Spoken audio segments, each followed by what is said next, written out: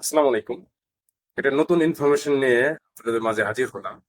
সেটা হচ্ছে অলরেডি বাংলাদেশে ম্যাজিস্ট্রেসি পাওয়ার দিয়ে সেনাবাহিনীকে ডিপ্লয় করে দেওয়া হয়েছে। এটা থেকে একটা পূর্বাভাস পাওয়া পাওয়া যাচ্ছে। আমরা ধারণা করতেছি যে বাংলাদেশ অন্তর্বর্তী সরকার, বর্তমানে যে অন্তর্বর্তী সরকার আছে, এই সরকারটি খুব শীঘ্রই একটা বিপ্লবী সরকারের রূপ নেওয়ার পরিকল্পনা করতেছে তারা। আমার ধারণা তারা খুব শীঘ্রই অন্তর্বর্তী সরকার থেকে পরিবর্তন হয়ে একটা বিপ্লবী সরকারের রূপ নিবে। এই জন্য একটা ইমার্জেন্সির দিকে যাচ্ছে বাংলাদেশ। বাংলাদেশ একটা ইমার্জেন্সি ডিক্লেয়ার করা হবে খুব শীঘ্রই হয়তো বা। এই বিপ্লবী সরকার গঠন করবে, বিপ্লবী সরকারের ব্যাগে থাকবে বাংলাদেশ সেনাবাহিনী। বাংলাদেশ সেনাবাহিনী এই বিপ্লবী সরকারকে পিছন থেকে ব্যাগ দিবে। এটার করার উদ্দেশ্য হচ্ছে, এই বিপ্লবী সরকার গঠন করার উদ্দেশ্য হচ্ছে সংবিধানকে বাতিল করবে তারা। তাদের পরিকল্পনা অলরেডি ক্লিয়ার। সংবিধানের যে কমিশন গঠন করা হয়েছিল, সেই সংবিধান কমিশনের গঠনের প্রধান বানানো হয়েছিল স্বাধীন মালিক স্যারকে।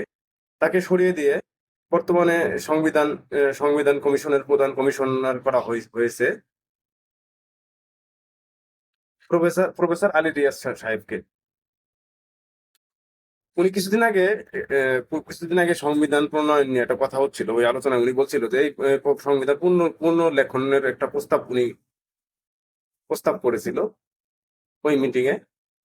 ওই মিটিং এ উনি বলছিল যে সংবিধান পরিবর্তন করে পুনরায় লিখতে হবে। সুতরাং আমরা ধারণা করতেই পারি যে এই বিপ্লবী সরকার গঠন করার উদ্দেশ্য হচ্ছে সংবিধান বাতিল করা।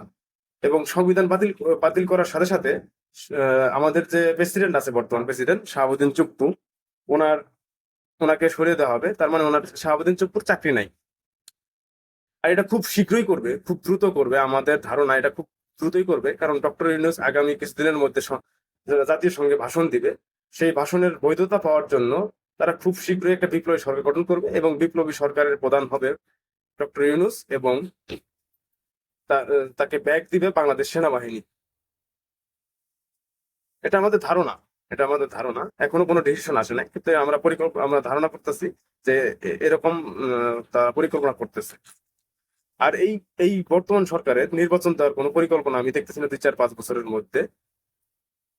সুতরাং এই বিপ্লবী সরকার গঠন করলে আমরা যারা পলিটিক্স করি, আমরা যারা রাজনীতির সাথে জড়িত, তাদের জন্য খুবই একটা শুভঙ্কর হবে না। কারণ এই বিপ্লবী সরকার গঠন করলে নির্বাচন ব্যবস্থা নির্বাচন হওয়ার সম্ভাবনা 5 বছরের মধ্যে নাই, একদমই নাই। ঠিক আছে, ধন্যবাদ। আমার ধারণা আমি আপনাদের মধ্যে শেয়ার করলাম।